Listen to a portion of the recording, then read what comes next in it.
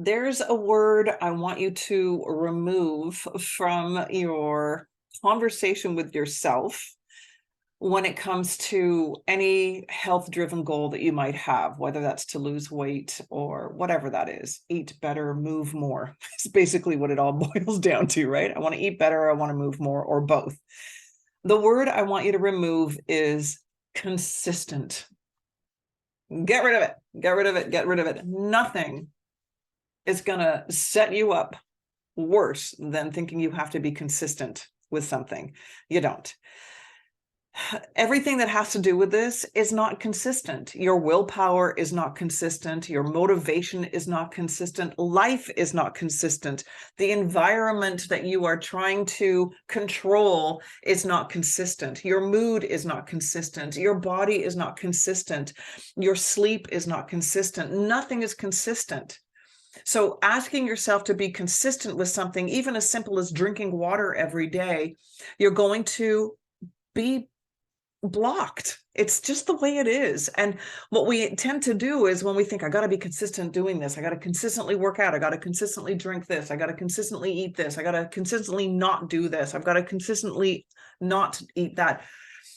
You are just setting yourself up for feeling like shit, because you're going to feel like you failed, and you're going to feel like you don't know how to do it, and you're going to feel like it's never going to work for you. Here we go again. I'm not keeping up with what I'm supposed to. I suck at this. I don't have self-discipline. I don't have the motivation. I don't have the willpower. Correct. Sometimes you don't. So here's what you do instead. You realize that everything is sort of flexible. Everything has a flow and an ebb.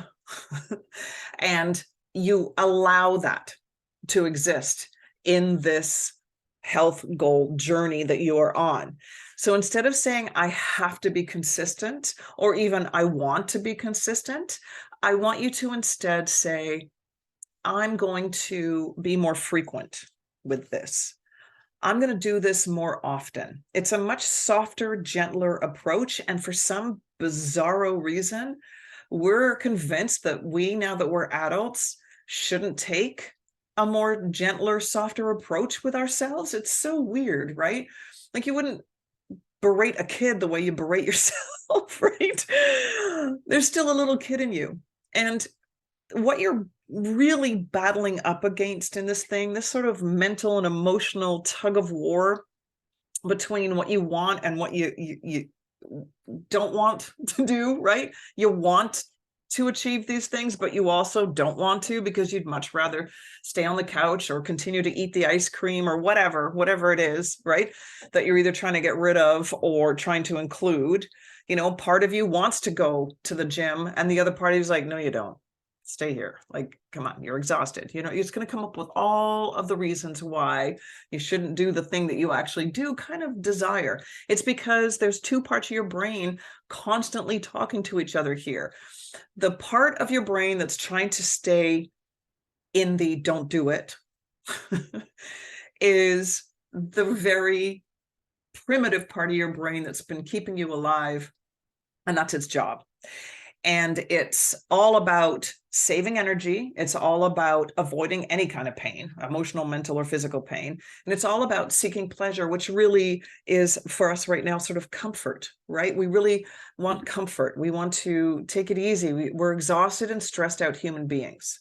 And we've also got a layer of fear going on because we know that the world is uncertain. Our life is uncertain, and that's kind of freaky in a thought. And the pandemic certainly showed us this. And anyways, so we kind of stuff this stuff down because we got shit to do and we got people to take care of, and and we're busy. So we kind of like, I don't have time for this right now. But it's in you. And this part of your brain is on high alert. It is heightened. Danger. Danger here. Let's stay safe.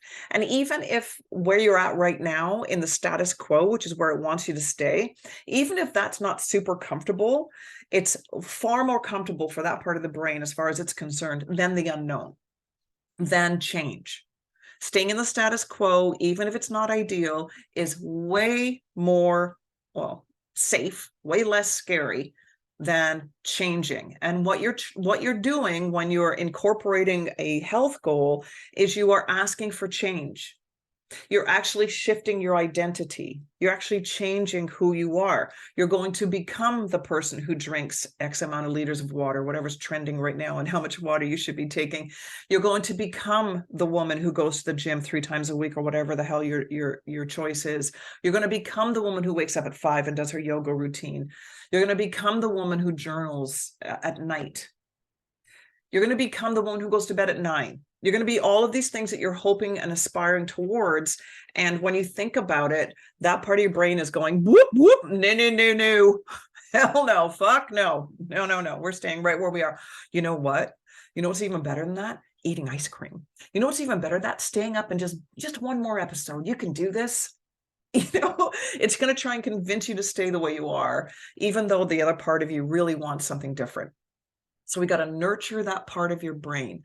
You don't want to make it the enemy. It's not the enemy. That's the part that we're calling self-sabotage. That's the part that we beat ourselves up about, and that we lack willpower and all this shit.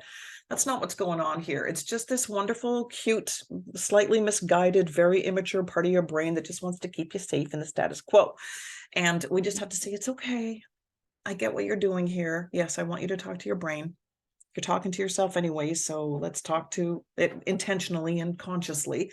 And I want you to say, you know what, brain, I really appreciate what you're trying to do here. You're trying to keep me safe, and that's awesome. Thank you so much. However, you know what would be really cool is if we just kind of tried drinking more water, just every once in a while.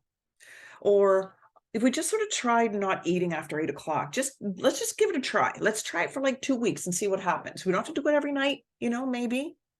Negotiate with this part with love and understanding and compassion, as opposed to white knuckling, beating it down.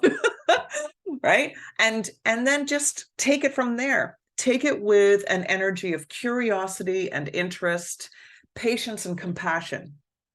And I promise you, you're going to get more gains doing it this way than you would in the, you know, hate myself to weight loss, or suffer my way to weight loss. Instead, just ease into it and make them small, because otherwise you're going to be in overwhelm, and overwhelm is stress. And that's going to set this part of your brain in high alert, because stress is discomfort and danger. It's a threat. So you want to lessen the stress, even when we feel, you know, when you're, you know, there's sort of 2 camps to starting a goal, right? One is you're just fed up and you've had enough with the way you've been, and you're just like pissed off at yourself, and this is shitty, and I should be doing better, and all that stuff. There's that guy. And then the other guy is, oh my God, I can't wait. I can't wait. You know what I'm going to do? I'm going to get up at 5 and I'm going to do my yoga, and then I'm going to have my smoothie, and then I'm going to meal plan for the rest of the week, and then I'm going to have those cute little Tupperware containers, and everything's going to be just so. And when I go and buy my vegetables, I'm going to chop them all up as soon as I get home from the grocery store, and make sure they're all ready and they're all pretty and colorful in my fridge and all the things. And I'm going to go to the gym 3 times a week, and I'm going to meditate every Sunday morning with my, you know, my golden milk, and I'm going to make sure that I have 2 cups of leafy greens every day, etc. I'm going to take my supplements. I'm going to journal gratitude each night. Did I say that one already? All the things, right? I'm going to be in bed by 9. I'm not going to binge watch Netflix until midnight. I'm going to, you know what? I'm actually going to turn the TV off completely. I'm going to get off my phone. I'm never going to look at my phone again. We just overdo because we're either so excited or we're so pissed off. And both of those camps, even though the one seems really kind of positive, it's not. It's freaking the fuck out of that part of your brain, because it's way too much, way too quickly. It's with good intention, I understand, but it's just not going to serve you. So just slow the roll a little bit and understand that you are dealing with a part of your brain that really doesn't like change, and that's okay, and that's totally normal, and it's not you. It's not, you're not doing anything wrong. You're not fucking it up. It's nothing like that. It's not, oh my God, here I go again. I'll never be able to do this. No, shut that shit down. It's this part of your brain that loves you dearly and wants to keep you safe. And then you've got this other part of your brain that loves you dearly and wants you to change. And we just have to negotiate this relationship and nurture this relationship with the 2 of them. And the way to do that is to be eased into it for both of you, for both of those brains. Okay, so get rid of the word consistent. Okay, get rid of the word consistent and just implement more often. Get rid of the should, have to type of mentality, even when it's with good intention and positive energy, and instead be like, this will be interesting. I wonder what would happen if I did this. I'm a little curious about this. I'm going to investigate this a little bit just to ease in that part of your brain that's like freaking out. Okay, deal? All right. It's all about the relationship with yourself first, you guys, before you start implementing the things.